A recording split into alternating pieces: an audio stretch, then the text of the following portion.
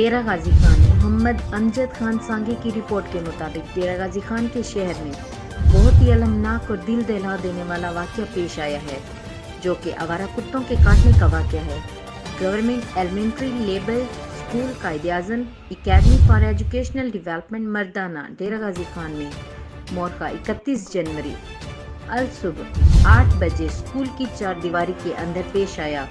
آوارہ کتوں کے کاٹنے سے شہید ہونے والے طالب علم کی شناخت مبشر نامی طالب علم سے ہوئی، جو کلاس ہفتم کا طالب علم تھا، جو 4 خونخوار کتوں کے حملے سے شہید ہو گیا۔ ادارہ کے پرنسپل وحید کیسرانی نے مبینہ طور پر 4 گھنٹے واقعے کو چھپانے کی غرض سے طالب علم کو فرسٹ ایڈ نہ دی۔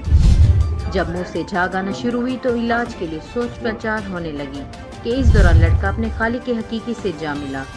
اس واقعے کے بعد اسکول کے تمام طالب علموں اور والدین شدید خوف و ہراس پھیلا ہوا ہے۔ غفلت کے مرتکب خلاف میرٹ بغیر سرچ کمیٹی تعینات ہونے والے سیاسی پرنسپل وحید کیسرانی سابقہ کرپٹ CEO ایجوکیشن کے خلاف مقدمہ درج کرنے کا عوامی مطالبہ کیا گیا ہے۔